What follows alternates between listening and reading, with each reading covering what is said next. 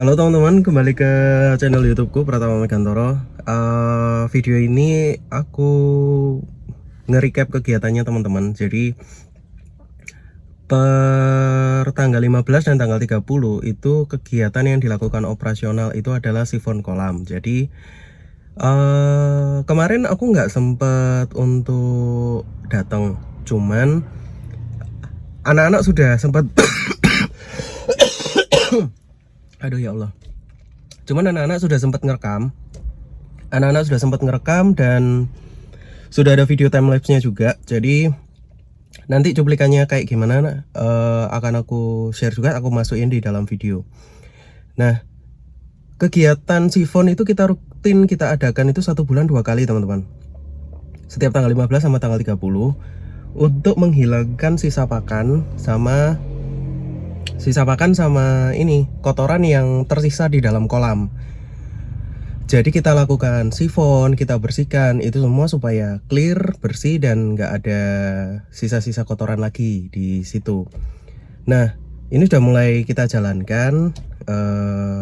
Kemarin aku juga sudah dikirimin videonya sama anak-anak. Sekarang ini kita ke kantor mau lihat kondisi kolam setelah dibersihkan, setelah disifon seperti apa, apakah ada stres dan kematian yang ada di dalam kolam. Kebetulan aku juga harus ke kantor, aku mau ngeprint beberapa data. Ya Allah, panas banget. Ngeprint beberapa data yang aku butuhkan untuk urusan pekerjaanku sama partnership lah, adalah itu. Jadi ini nanti aku mau mau ke kantor, mau lihat cek keadaan kolam. Kalau nggak salah ada anak yang piket deh, kalau nggak salah hari ini ya. Oke, kita lihat dulu yuk di sana kayak gimana. Yuk.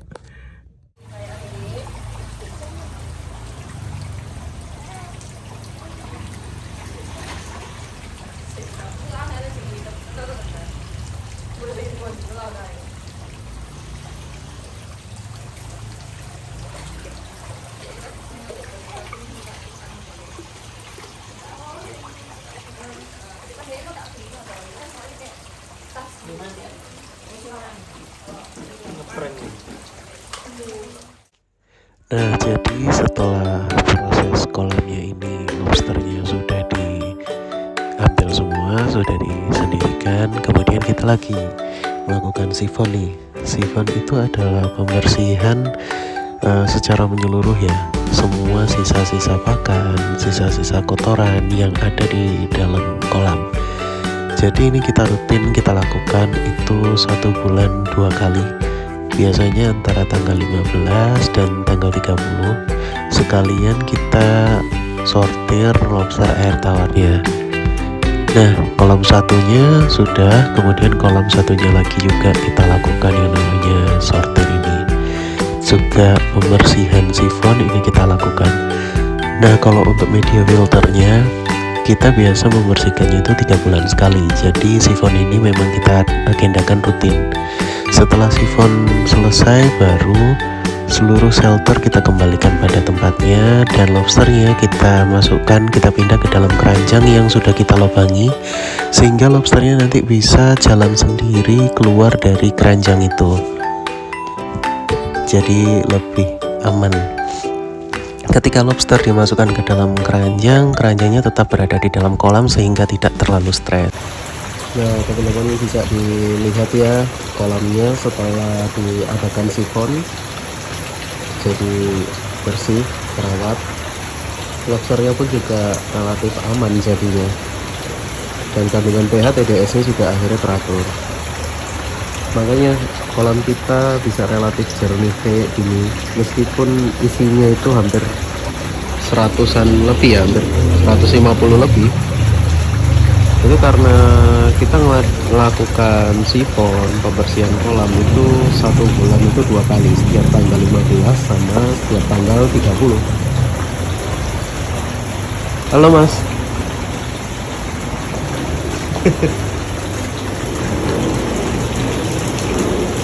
Itu juga kolam yang satunya di sini. Bersih. Nggak perlu khawatir kalau misalkan hujan. Ini kan lagi hujan nih, hujan terus lumayan lagi hujan. nggak perlu khawatir karena udah ada ram-ramannya. Tapi kalau misalkan airnya melebihi dari batas, dia akan keluar sendiri di sini. Sama di sebelah sana kalau nggak salah ada pembuangannya, jadi gampang. Masih relatif aman sih. Aku mau ke sana tapi nggak bawa payung, nggak ada aksesnya lagi. Cuman relatif hampir mirip kayak gini sih. Ini hujan. Saya lihat kondisinya jernih, alamnya jernih, nggak ada kotoran-kotoran sisa pakan yang berserakan. Ini pakan baru ya, karena ini sekarang jam setengah lima sore. Ini waktunya untuk ngasih pakan. Jadi ini pakan baru. Jadi Mas Edi di sini ngasih pakan juga. Ini belum dibersihin semua sih. Kotor. Filternya bisa teman-teman lihat. Filternya juga jernih. Jadi dari pompa ini kita pakai pompa kapasitas 103-104. Masuk ke sini, kemudian nanti dia ngalir ke sini lagi baru. Jadi 2 kali filter. Entah itu dari sini atau yang dari sana. Ini 2 kali filter. Jadi memang aku bedain kayak gitu. Berbeda dengan yang ada di sini. Nah, kok ada perbedaan? Iya, karena ini luasannya kan lebih kecil daripada yang ini, dan kapasitasnya juga relatif hampir sama. Jadi kalau misalkan ada barang datang sekitar 300 ekor nih, 300 masuk sini, kemudian 300 lagi masuk sini. Sementara dengan 300 yang sama populasinya, ini kan luasan areanya berbeda. Jadi aku harus butuh filtrasi kolam yang lebih memadai daripada kolam yang sini. Akhirnya yang bekerja keras filter yang ini. Kalau kita biasanya cek filter ini setiap 2 bulan sekali, tapi kalau ini itu kita 3 minggu sekali ini, karena kerja kerasnya di sini. Kurang lebih kita hampir 3 minggu sekali ganti kapasnya.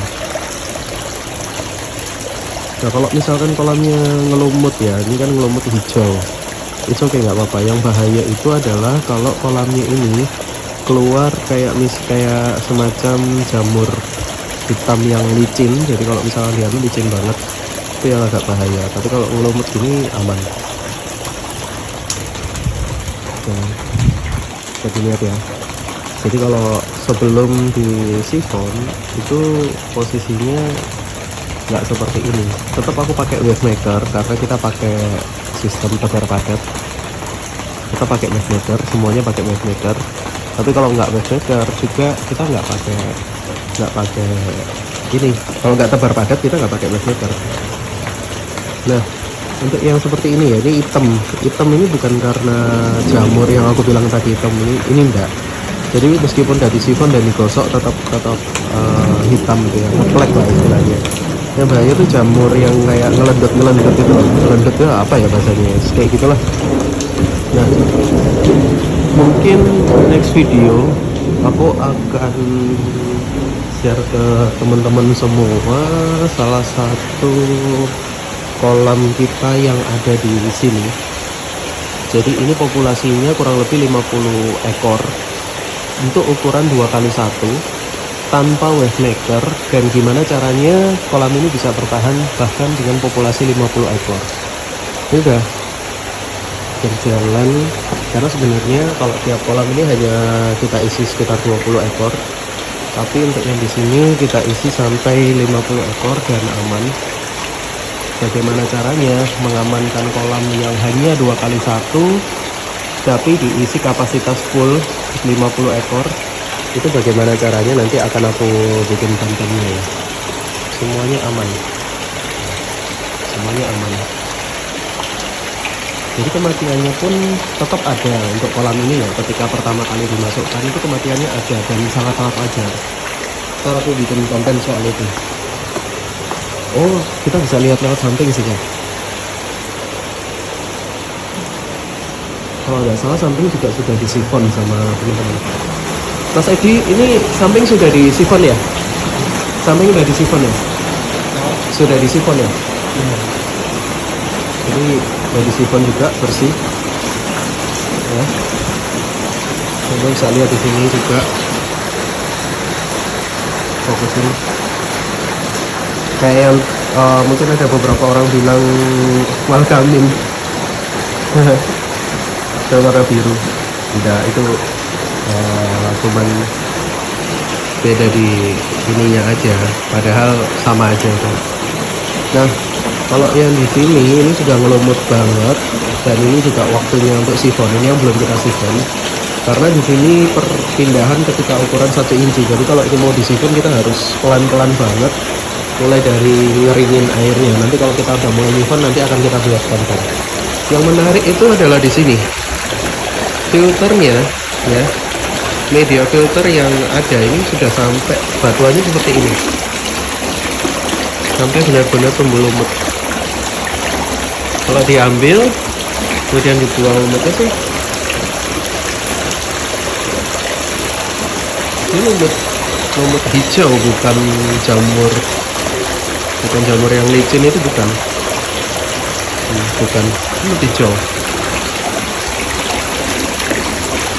Untuk nunjukin kapasitas tesnya itu sejernih apa, kita mau coba ya, tanyain Mas Edi. Kita pakai TDS nya. Mas Edi, Mas Edi, Mas Ed, Mas Edi, nanti Mas Edi.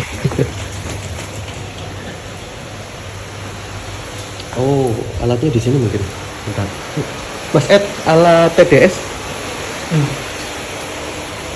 Iya, diambilin Mas Edi.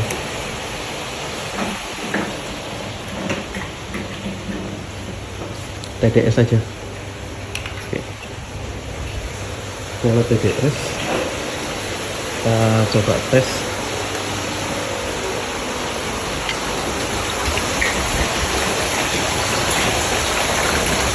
Kita akan coba tes filternya yang dihasilkan itu TDS nya bahkan seperti apa ya. Yang bahkan aku juga sampai agak bingung apa kok bisa serendah ini. Saat ini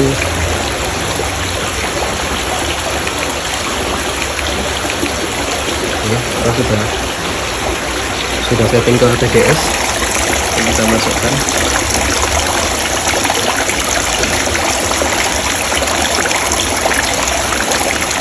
TDS ini sangat rendah banget, jadi di level 82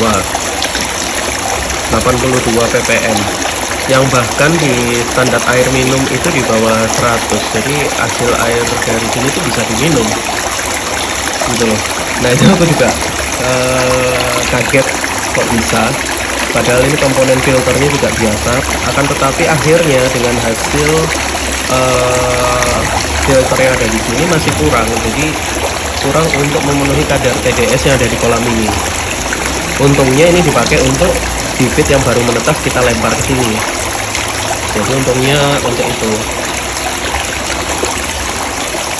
ya. 82 ppm. Kita ulangi lagi.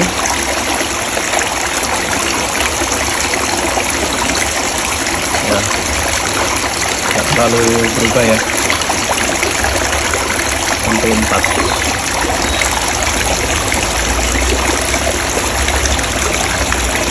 Jadi itu yang bikin aku juga penasaran sih, kenapa kok hasil dari filter ini yang ada di kolam ini itu bisa merendahkan TDS-nya ini. Tapi kalau untuk kolam yang di sini TDS-nya sangat sekitar 120-an. Jadi aku masih harus nambahin lagi kayak semacam mineral tambahan baru yang ada di sini. Mungkin kalau misalkan ada yang tanya ya, Mas, kalau udah budidaya lobster lama kan stoknya lobster yang besar-besar kayak mana, Mas? Ini ya aku tunjukin ya, stok lobster yang besar. taruh di sini.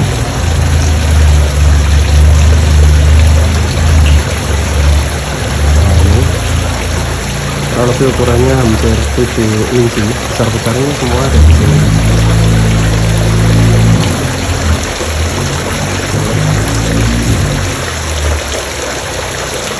Cuman ada 20 ekor ya kalau nggak salah, yang besar-besar ya, bisa 20 ekor.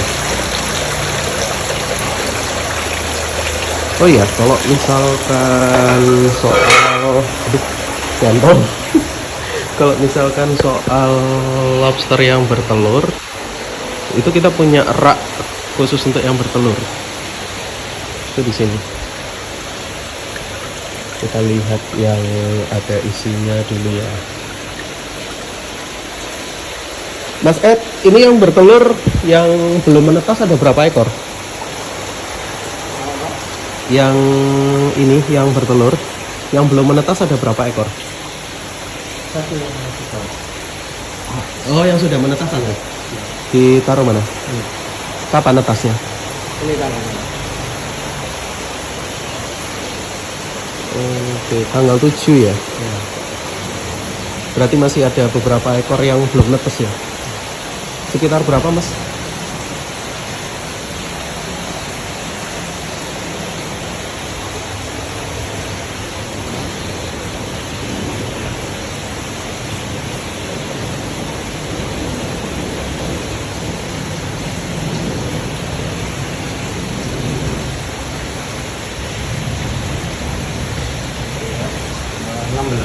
Ada 16 ekor. Ada 16 ekor yang belum menetas. Nah, kalau misalkan nanti di pertengahan ada kegagalan, kita udah nyiapin inkubator di sini. Jadi mungkin akan aku bikin video terpisah soal video rak penetasan sama inkubator untuk membahas lebih detail. Oke teman-teman, jadi kayak gitu dulu video kali ini. Thank you semua yang sudah nonton. Halo Mas Edi. Masuk YouTube. Gitu dulu teman-teman, thank you semuanya sudah nonton. Kalau suka bisa ketik like, kalau nggak suka dislike aja, nggak apa-apa. Share ke semua teman-temanmu yang sama-sama suka budidaya lobster air tawar supaya kita bisa belajar bareng. Tulis komentar di bawah apa yang mau kamu tanyakan soal budidaya lobster air tawar. Jadi kayak gitu, thank you semua.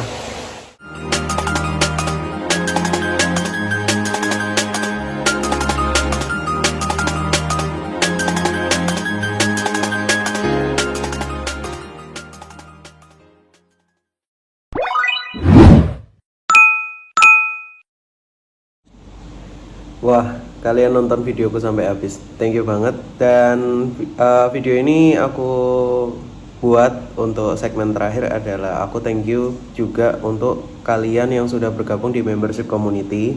Siapa aja kamu bisa nonton di bawah ini nama-namanya. Karena kurang lebih hampir 2 bulan lebih aku off di YouTube, tapi ternyata AdSense-nya masih jalan. Makanya dan AdSense terbesar adalah dari kalian. Aku thank you banget. Yang itu juga akhirnya membuat aku untuk semangat untuk bikin konten lagi. Berikutnya nanti di bulan Januari, teman-teman membership community yang sudah bergabung ataupun yang nanti akan bergabung, aku nanti akan kasih sesuatu yang spesial buat kalian di bulan Januari di tahun 2022. Teh. Capek cuy. Video ini direkam aja ini sudah jam 12 malam. Nah, gitu dulu. Thank you semuanya. Apa yang nanti aku kasihkan ke kalian di awal tahun 2022 nanti untuk membership YouTube community nanti akan aku share di video berikutnya. Nanti mendekati di tahun 2022 di bulan Januari. Tunggu aja. Thank you semua yang sudah nonton and see you next time.